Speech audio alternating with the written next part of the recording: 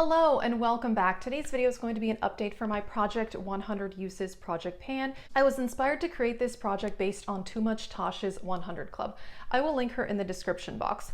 What I'm doing is just picking all powder products that are very difficult to use up, things I know I'll never hit pan on, like eyeshadow palettes, highlighters, face palettes, and I'm trying to get to 100 uses on them. I'm obviously going to continue to use the products after 100 uses, but I'm just not tracking that. It's a lot of work to kind of track these things for me, so after 100 uses I'm kind of done with that, but obviously I'm still going to use the products.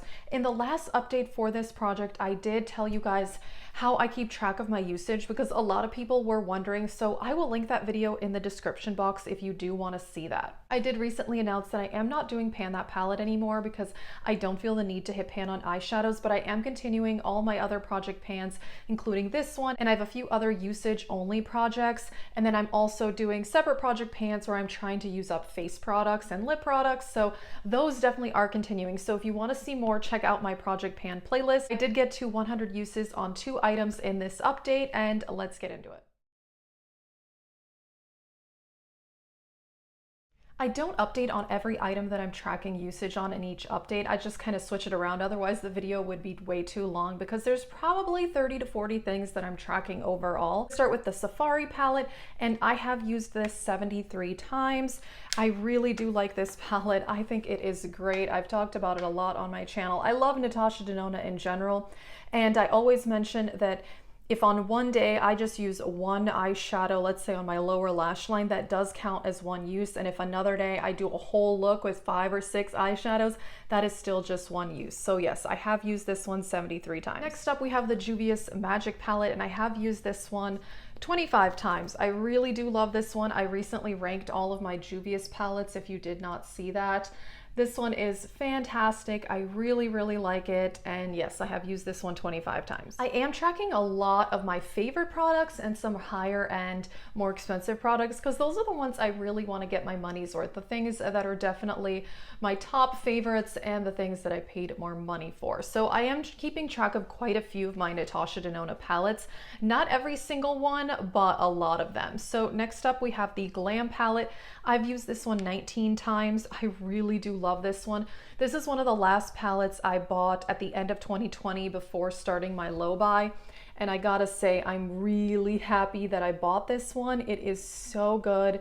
Definitely becoming one of my favorites. I haven't used this one, I don't think, since January, so I really do want to use it again soon because it is absolutely beautiful. Next up is another one of my favorite, all-time favorite eyeshadow palettes, and that is the BH Cosmetics Royal Affair, and this one I've used 73 times. I love this palette so much. I think this is such a gorgeous color story. You've got neutrals, cool tones, warm tones, a few pops of color. This is such a good palette. The formula is fantastic. I've mentioned before, I got this, I think, at a Marshall's or TJ Maxx for maybe only $7 or $8, and it's turned out to be one of my favorites ever. So this one, I think I want to put in a monthly makeup capsule soon because I would like to get to 100 on this one since I am at 73 already. So we'll see when this is going to go in my makeup capsule. It has not been in there all year, so I actually don't think I've used this palette since sometime at the end of 2020.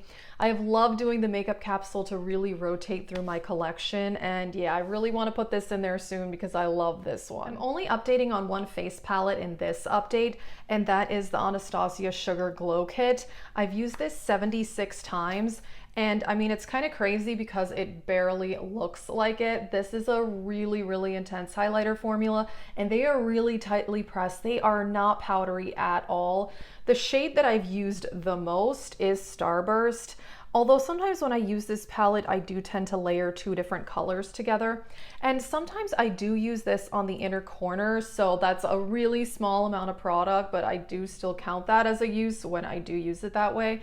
I don't know, there's something about this color that I love as an inner corner highlight. It looks amazing. And yeah, this is definitely one of my favorite highlighter palettes, or really highlighting products ever. I just really like it, and all 4 colors do work for me. So yeah, this one is fantastic. Next up, another Natasha Denona. Like I said, I'm tracking a lot of my Natasha Denona palettes. They are some of my favorite, and of course some of the most expensive that I own. So the Sunrise palette, I have used this one 41 times.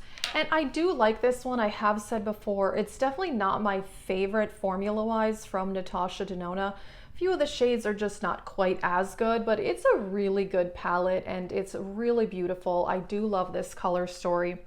I want to put this in my makeup capsule soon too, because this is really, really fun for like spring and summer looks. So it's nowhere close to summer, I know, but you know, a girl can dream. But yeah, this one is definitely beautiful, and I do want to use this one soon too. I do have to say I have been making kind of slower progress on this project lately, mostly because I've been doing a bit more of simple makeup looks. I often combine multiple palettes to get a look, but lately I've been doing kind of more simple eye looks where I'm only using maybe like 3 different eyeshadows, whereas before I was doing a bit more intricate eye looks where I was maybe using like 6 or 7 eyeshadows. And if you're using more eyeshadows, it's obviously easier to use multiple palettes. So yeah, like today's eye look is really simple. I'm only wearing like 3 shades, really easy. So yeah, I've been doing a lot easier eye looks. Therefore, yeah, the usage on some of these palettes has definitely decreased. And I am still also doing the using my eyeshadow palettes project pan, where I'm picking 4 palettes at a time, using them 20 times, and then rolling them out. So the ones that I'm picking for that are usually not ones that I'm tracking for my 100 uses, just because I can't track everything. I do think I would get a little frustrated if I was tracking every palette I own, because I own over 90 eyeshadow palettes. So kind of a lot, but yeah, I did get to 100 uses on 2 different palettes. And the first one is Urban Decay Born to Run. I really do love this one. It is one of my favorites. This was in my monthly makeup capsule, I think for January, and I used it a little bit into February because I was so close to 100 uses. And yeah, this is a beautiful palette. A lot of warm tones, a few kind of pops of color.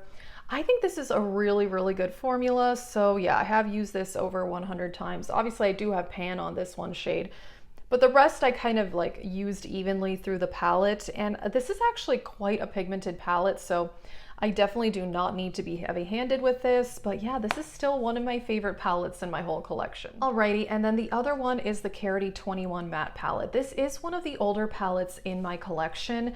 And it's still performing well. I did recently do an eyeshadow palette declutter video, if you saw that.